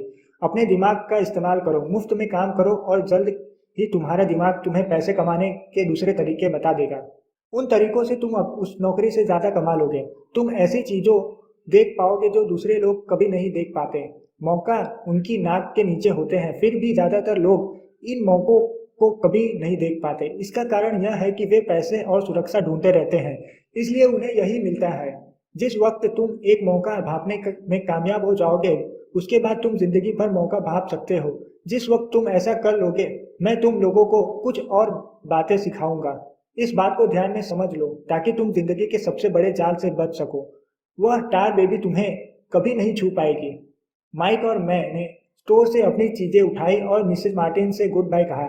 हम वापस पार्क गए, उसी पिकनिक बेंच पर बैठे और वहां घंटों तक सोचते रहे और बात करते रहे। हमने अगला हफ्ता स्कूल में इसी बारे में सोचते हुए और बातें करते हुए बिताया। 2 सप्ताह तक हम लोग सोचते रहे, बातें करते रहे और मुफ्त में काम करते रहे। दूसरे शनिवार के आखिर में मैं मिसेस मार्टिन से दोबारा गुड बाय कर रहा था और कॉमिक बुक स्टैंड को लालचाई नजर से देख रहा था। हर शनिवार 30 सेंट न मिलने से सबसे दुखद बात यह थी कि मेरे पास कॉमिक्स खरीदने के लिए बिल्कुल भी पैसे नहीं होते थे। अचानक जब मिसेस मार्टिन मुझे और माइक को गुड बाय कर रही थी, मैंने उन्हें एक ऐसा काम करते देखा जो उनके पहले कभी नहीं देखा था। मेरा मतलब, मैंने इसके पहले उन्हें ऐसा करते देखा तो था, पर उस पर ध्यान नहीं दिया था। मिसेस मार्टिन ने कॉमिक्स के पहले पेज को आधा काटा और उसे संभाल कर अपने पास रख लिया। बाकी की पुस्तकों को उन्होंने एक बड़े से भरे कार्डबोर्ड के डिब्बे में डाल दिया। जब मैंने उनसे पूछा कि वे इन कॉमिक्स का क्या करती हैं तो उन्होंने कहा, मैं इन्हें फेंक देती हूँ।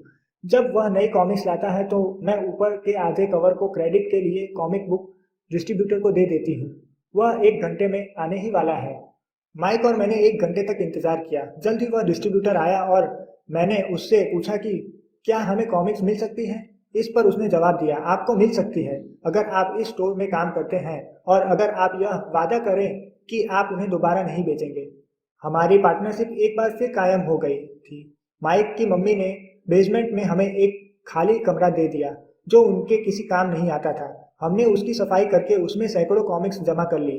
जल्द ही हमारी कॉमिक्स लाइब्रेरी लोगों के लिए खोल दी गई। माइक की छोटी बहन को पढ़ने का बहुत शौक था, इसलिए हमने उसे अपना लाइब्रेरियन बना दिया। लाइब्रेरी में आने और कॉमिक्स पढ़ने के लिए वह हर बच्चे से 10 सेंट लेती थी। स्कूल खत्म होने के बाद हर दोपहर 2:30 से 4:30 बजे तक लाइब्रेरी खुलती थी। पड़ोस के बहुत से बच्चे इसके ग्राहक बन गए थे और वे जितनी कॉमिक्स पढ़ना चाहते थे 2 घंटे में पढ़ सकते थे। यह उनके लिए बहुत बढ़िया सौदा था क्योंकि एक कॉमिक्स की कीमत 10 सेंट होती थी और 2 घंटे में वे 5 या 6 कॉमिक्स पढ़ लेते थे।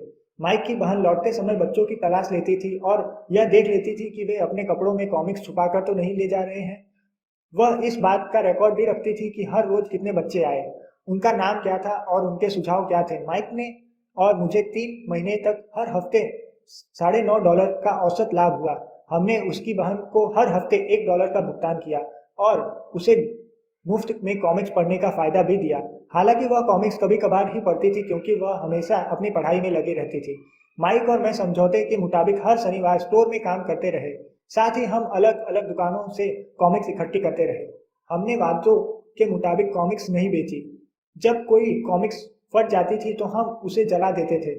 हमने इसकी एक शाखा खोलने का भी कोशिश की, लेकिन हमें माइक की बहन की तरह मेहनती और भरोसेमंद लाइब्रेरियन नहीं मिली।